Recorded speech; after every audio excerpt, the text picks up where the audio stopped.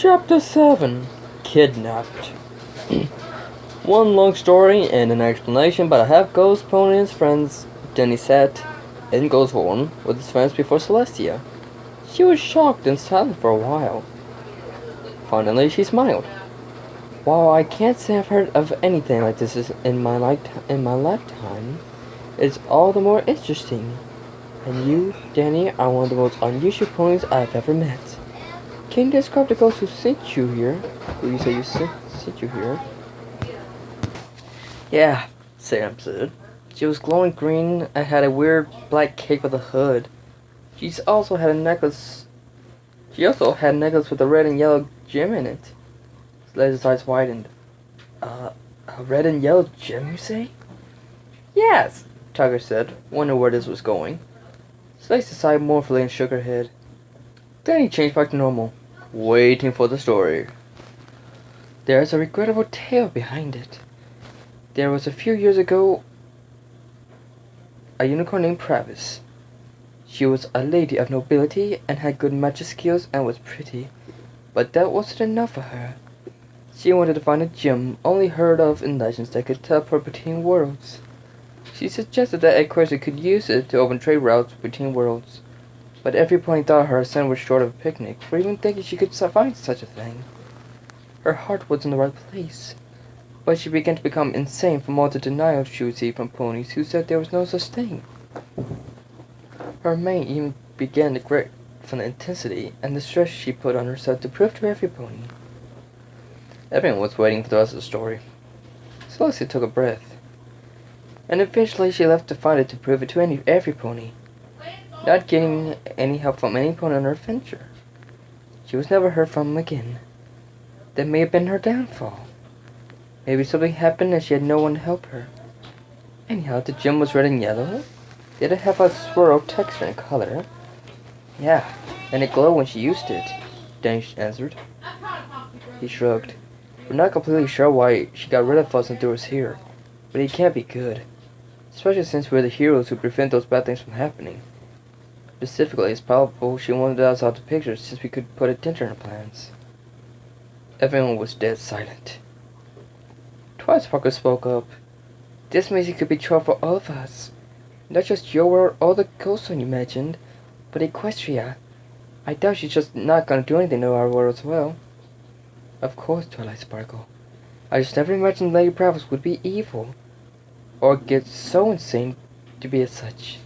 If we're going to stop her, we're going to need to find a way into that world. With enough unicorn magic, it may be possible. But there was a flash of light that blinded everyone for a split second.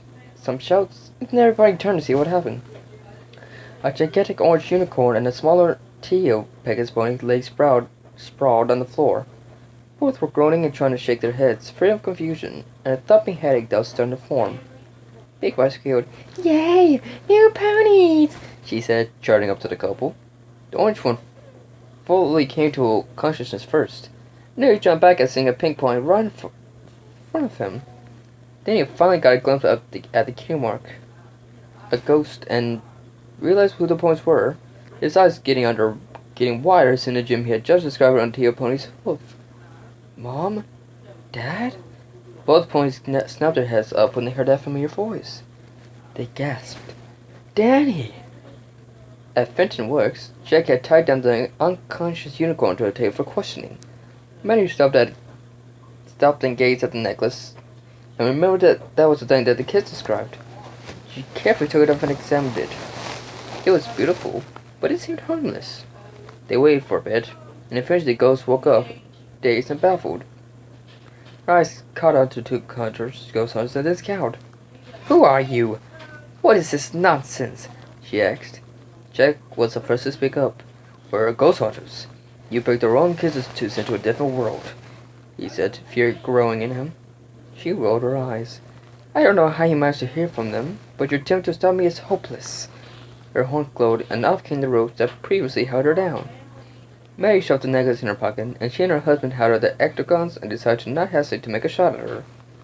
The shots managed to hit her and knocked her back. She darted her head up and her horn glowed again. She pulled the ectogons out of the hunter's hands and tossed them aside. She was about to use her necklace on them when the unicorn realized something. It was missing. Travis looked up, enraged. Where is my necklace? It has my precious gem on it.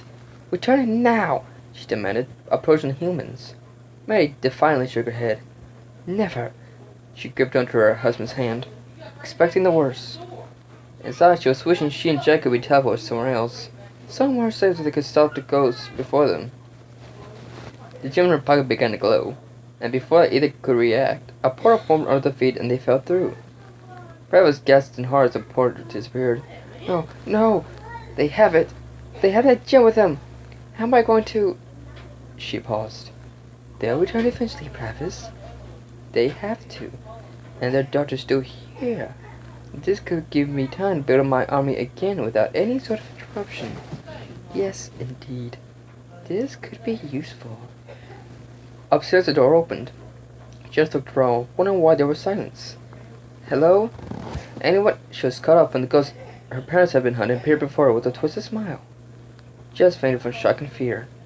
Travis laughed. That was easy. Now I have a hostage. Seems like everything's going my way today.